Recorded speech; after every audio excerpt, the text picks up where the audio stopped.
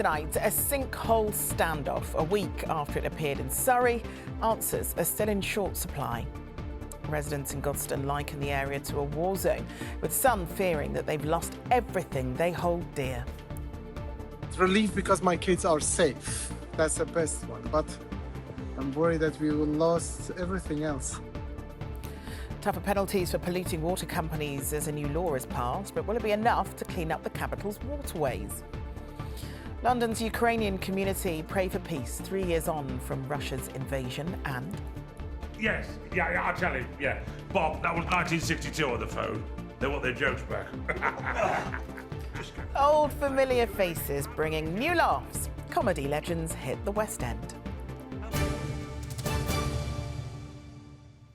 Good evening. A week ago, a 62-foot sinkhole suddenly appeared in a small Surrey village, leaving families being forced to evacuate their homes with no idea when they'd be allowed back in, or even if their homes would survive. Well, a week on, residents are still angry. Engineers still don't know what caused it. Some residents won't be able to move back in for at least 8 months. And the safety concerns are still a problem, hampering investigations. Not to mention the second sinkhole that's appeared. A resident refusing to leave and fears of looting. Our correspondent Rags Martel has spent the day on the high street pulled apart. It's now been a week. But the Godstone sinkhole hasn't just broken up the high street, but people's lives. You've just been to your home? Yeah, we've just been grabbed the last bit of our stuff. It doesn't feel real. Nush and Rez own the house closest to the sinkhole. Their front door is the one in black. They were allowed back this morning to collect the last of their belongings. And where are you staying at the moment? We're temporarily staying quite local, but we're going to be housed, I think, for like 6 to 8 months at least, they've told us. 6 to 8 months, they've told you? Yeah. And your property? Do you think So far, there's no structural damage to our property, which is great, which is really great. But no one's telling us anything until they've done their work. And how do you feel? A little bit relief because my kids are safe. That's the best one. But I can say it's just I'm worried that we will lose everything else. We're losing everything. You've lost everything? I think we're going to lose everything if they're not helping us with what's the problem, how they are going to fix it. But on the other side of the road, You feel completely safe here? Absolutely. Brendan Davis lives almost opposite the sinkhole. He wants to stay put in the house he's lived in all his life. You live quite close to the sinkhole, as we can see. Are you worried about your own safety? I'm not in the slightest bit worried about my safety. My house is built on extremely deep foundations, and if you see, my house is considerably further back off the road than most of the other houses, and I have no water, and this has gone on for 7 days. SES Water say they've restored supplies to all customers outside the cordoned off area and continue to work closely with other agencies involved in this incident. You kind of live on the very edge of the cordon. What's it like? It's like living in a war zone at the moment. Really? Yeah. I mean, yesterday it was non-stop. Floor was shuddering all day long. Being so close to the sinkhole, do you worry about your own property? Of course, Absolutely, yeah. Far too many HGVs going up and down the high street. It's just pure madness, really, and the speed that they go down. And over the weekend, CCTV has been installed in the area close to the sinkhole because there were reports that people were trying to loot the vacated properties here. Do you think it's moving fast enough? Because there's lots of people in high-vis jackets, but no one seems to be fixing the problem. It's difficult to know. There are a lot of people here today, so hard to say if it's moving fast enough. I do know there was a Japanese television crew here last week, and they apparently have a lot of sinkholes, and they say they can get them fixed in a matter of weeks. A 3D mapping machine is expected to arrive on Wednesday, but this sinkhole continues to leave many questions unanswered. Rags Martel, ITV News, Godstone. Sewage spills, leaks and wanting to charge us more in the process. Thames Water's angered many of its customers over the past few years. But today, a new law's come into force which could see tougher penalties coming the company's way. It's called the Water Special Measures Bill, and it grants the regulators Ofwat new powers to impose harsher fines and strip bonuses from water company bosses. But with Thames Water getting a £3 billion rescue loan to avoid collapse, and with the company still pushing to hike bills, critics argue the new measures will do little to stop ongoing pollution incidents. Our political correspondent Simon Harris reports. Overnight rain in East London and the storm drains are full to bursting. Just outside Ilford, the filthy, smelly water pours into the River Roding. Each discharge lasts about 5 minutes. Afterwards, Paul, a lawyer who campaigns for cleaner rivers, examines the evidence. This shouldn't really have anything on it because it should just be rainwater, maybe a bit of litter from the streets. But what we see here is all of this, what's called rags, so toilet paper, wet wipes, stuff that can only really come from sewage. In Parliament today, new laws came into force to try to clean up rivers like the Roding. His Majesty the King has signified his royal assent to the following acts: Arbitration Act, Water Special Measures Act. The Water Special Measures Act will allow the Environment Agency to bring criminal charges. Ofwat will be able to ban executive bonuses. There'll be automatic fines for some offences and independent monitoring of every sewage overflow to record discharges. The government says the new legislation amounts to a crackdown on water company bosses to stop them polluting rivers, lakes and seas. But environmentalists and political opponents say it doesn't go far enough. What we really want to see is, a new regulator. Ofwat are not doing what they need to do. We need to see a new regulator that can properly hold Thames Water to account for sewage dumping and for the bills going up and for all of the other problems that my constituents are facing with their water company. But ministers believe the new measures will force water company bosses to change their ways. Since 2020, they've paid themselves £41 million in bonuses, which is outrageous when you think about how much pollution we've seen in our rivers, lakes and seas. And if they fail to comply with our new rules, then they can face up to 2 years in jail. Back on the Roding, Paul has spent the morning collecting litter from the riverbank. I live on a boat on the river and I love it with all my heart, and it's absolutely heartbreaking to see it being polluted and that the authorities are not doing anything to really stop it. Thames Water said it was committed to seeing waterways thrive and has a 5-year plan to upgrade the oldest sewage system in the country. Simon Harris, ITV News, Ilford.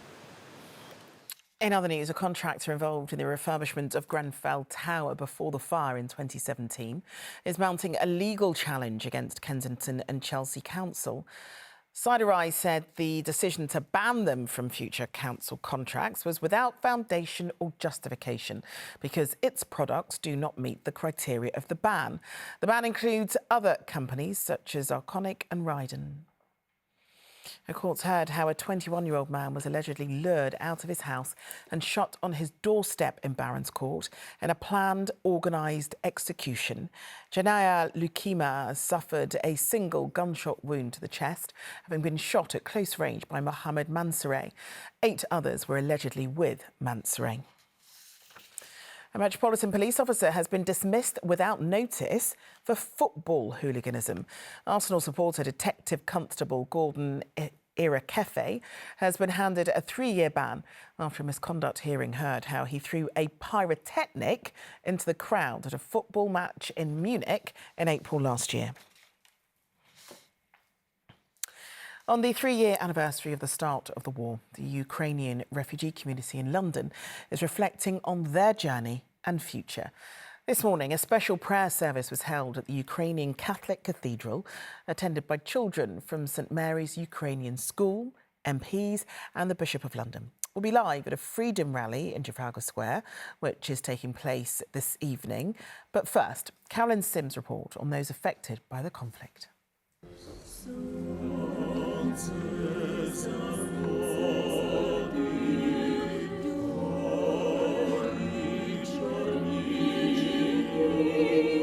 After 3 long years of war, London's Ukrainian community gathered in their cathedral to remember those who have died and to pray for peace. what we want, peace is what we need. Together we strive for peace. Children from St Mary's Ukrainian School, based for 70 years in Holland Park, composed their own song, Peace is What We Want. Children need like a peace. They need normal childhood and normal life. Is that how you feel too? Yeah, I feel like we all need to show how much we need peace and how much we are suffering. All those children who are still in Ukraine, suffering from the bombs. Since the invasion, more than 2,000 displaced children and their families, along with teachers, have joined the school community. It's hard to take tomorrow for granted, so we try to help them cope with today, bring their childhood back, but it's a turmoil inside them. Leaders from all faiths were here to show solidarity. We pray for all those who fear for tomorrow, that your spirit of comfort would draw near to them. Hear the anguish of the people of Ukraine in their own country and dispersed across the world waiting to return. Be with them in their struggles to save their land. Negotiations over Ukraine's future continues miles away from London, a country which could be forced to give up swathes of territory in exchange for peace. While we're all hopeful, it must be a peace that is decisive and not just a time out, as it were. The service ended quietly as those who came here reflected on what has happened to their country and what will come next. Well, as I mentioned, Carolyn is at Trafalgar Square, where crowds are gathering for a peaceful rally. What's the mood like there, Carolyn? Well, it is very peaceful. There's a very calm atmosphere as people gather at the front of the stage waiting for the rally to start, holding their Ukrainian flags. The theme for tonight's rally is heartbroken but unbroken. It's very much a call for peace, but also a show of resilience and strength. Well, earlier I spoke to Taras Topolia, who's the lead singer of the Ukrainian band Anti-Chia, and he told me that when the fighting started, he, like so many people, had to stop what he was doing, retrain as a paramedic and go and join the soldiers on the front line. And he said earlier that despite 3 years of war, people are not willing to give up. Everybody wants peace. Everybody wants peace. Ukrainian wants peace most of all. But it should be peace with justice. We are not the people who started the aggression. We are not the people who invaded to another country. We just defend our country and our future and future of whole freedom, democracy, Europe. Well, that band will be performing here tonight in about 10 minutes as people from all over the world really gather to show their support for Ukraine on this very sombre 3-year anniversary. OK, Carolyn, thanks very much. OK, still to come on the programme. A look at how the fashion industry is embracing inclusivity for those with disabilities and... I'll be there, following you around. Come on, boys! Yes, that's the... We'll be chatting with the stars of an exciting new play that brings a comedy trio to the West End. But first, a 24-year-old man from Farnham in Surrey is joining calls for more awareness and research into brain tumours after he was diagnosed with one last year. With an inoperable tumour and a prognosis of less than 2 years, Max Vardy says he's determined to cherish every moment he has, and he hopes that by sharing his story, he'll inspire change. Cara Digby went to meet him. After getting persistent headaches and numbness in his leg, Max underwent tests last summer and was diagnosed with a grade 4 glioblastoma, a highly aggressive and terminal brain tumour. It was just shock. I just put my head in my hands. I wasn't crying or anything, just completely overwhelmed by the news and an absolute shocking revelation to me. Yeah, I was very worried about my, well, very naturally anxious and scared about the future. His condition means he's at risk of seizures, and he now undergoes regular chemotherapy and radiotherapy to prolong his life. Around 3,200 people are diagnosed each year with a glioblastoma. Statistically, 25% of those will live longer than a year. And historically, 1% of spending on cancer research goes towards research into brain tumours. Max wants to share his story and is joining calls alongside the charity Brain Tumour Research for more investment into finding a cure. There haven't been any changes with the treatment protocol in decades. It will be surgery for those patients that can have an operation, and that will really depend on their overall health and also where the tumour is located in the brain, followed by radiotherapy and chemotherapy. But we know that where the tumour has been removed, it will come back, it will recur, and then the treatment options are even more limited. So everything you're going through, what's getting you through that? So my partner, Georgie, is amazing. She's supported me from that first time where I called 111. In fact, she was that weekend she was starting a new job, so I went to hospital on the Saturday, and on Monday she started a brand new job. She was there all night, and actually since getting diagnosed, every night that I've been in hospital, she's slept on a chair next to me and just supported me unbelievable amounts emotionally, but also just in the living life and giving me hope and something to fight for. Max is making the most of every moment, and after 6 years together, proposed to Georgie last September. Despite the challenges that lie ahead, with the support of his family, Max remains hopeful that raising awareness will help contribute to a brighter future for others. Cara Digby, ITV News. Next tonight, 3 of Britain's comedy legends are being brought back to life on stage at the Noel Coward Theatre. The Last Laugh imagines a behind-the-scenes encounter between Tommy Cooper, Bob Monkhouse and Eric Morecambe, where they discuss their lives, careers and legacies. The story itself started as a short film before being adapted for the stage. Eric! Bob Monkhouse. I'm sorry, I thought this was the comedian's dressing room. So they say legend, Tommy Cooper. See, the audience applaud. Tough crowd. Actually, I've got a brand new joke. A brand new joke? Is that allowed? Oh, I wasn't listening. Where's Bob Monkhouse? I always turn him off. He was joking, isn't he, Eric? Of course he's joking. You are joking, aren't you, Tommy? Yeah, of course I'm joking. I'm not. Yeah, it's been transferred to the stage and its stars have joined us in the studio.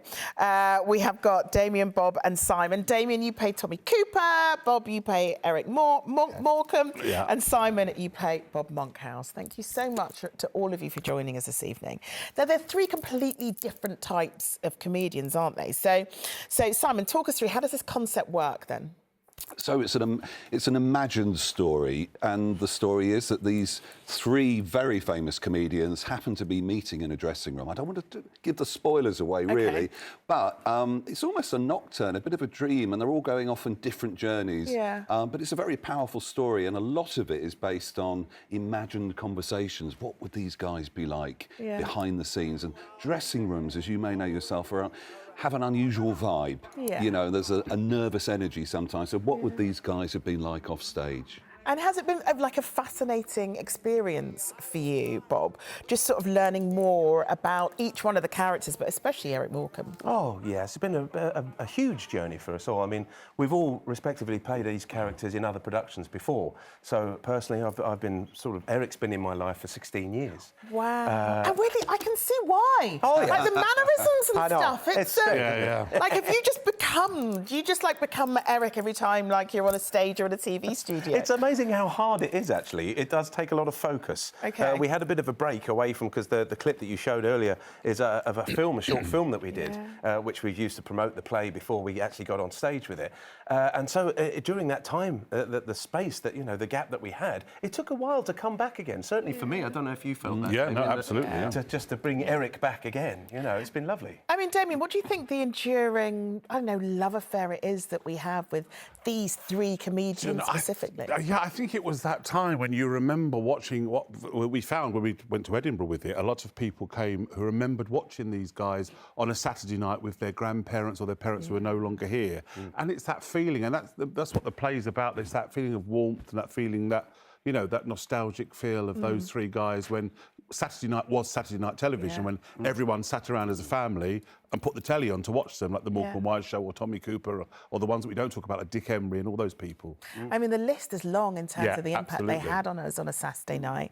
I mean, Simon, did you know that much about them individually before you started doing this? So we've all sort of performed as these characters in other projects. I mean, I actually was acquainted with Bob Monkhouse for some 18 years. So I first met him on Bob Says Opportunity Knocks, which was like a kind of BGT of its day. I remember. And as an impressionist, and he actually helped me with the impression of him. I mean, I can remember sitting in a dressing room and him saying, Simon, I'm just trying to think how I'd tell this joke. I'd probably tell it like this or like that. And teaching me how to be him. That's amazing. Absolutely incredible. So has it been just a real joy to then embody his character on stage by doing We this? absolutely adore and respect these characters. And we understand that we're standing on these shoulders of giants. So, you know, their backstory is partly helping us with our success. But, and it's fair to say it's a celebration of them. It's our love letter, if you will. And Paul Hendy, the writer, he's very passionate about comedy too. So we're hoping that it will tick a lot of boxes out there. Well, it obviously has ticked boxes because it was a sellout at Edinburgh, wasn't it? It was. We didn't expect that, but yeah, it started the first week, then word got around, and by the end you couldn't get a ticket. In fact, they were queuing at the box office every day to see if there'd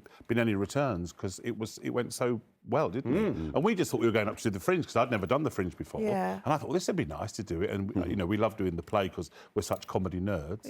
And the fact that it was such a success was amazing. Really? Were you really surprised by the reaction? Totally. Really? We knew it was a good play, but we didn't expect it to go that well. That's the thing. And there's still a lot of affection for the boys out there. There is. That's important to say. Interesting.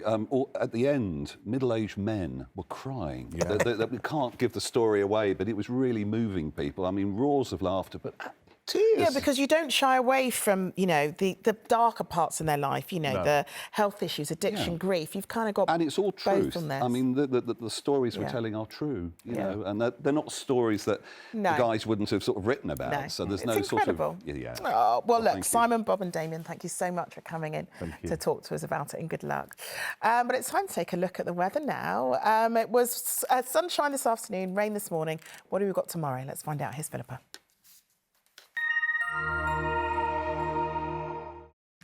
ITV London weekday weather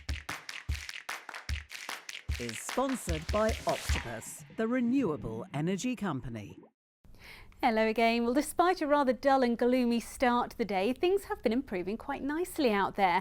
And really, we keep that fairly changeable theme as we head through the next few days. Still some spells of rain to come and some blustery winds, but safe to say as the week wears on, altogether becoming drier, albeit with some chillier nights and perhaps the return of overnight frosts as well. So low pressure in charge for the time being, especially so on Wednesday, when we're likely to see another spell of fairly persistent rain for a time. But thereafter, this lovely area of high pressure starts to build in, taking us into a fairly settled second half of the week.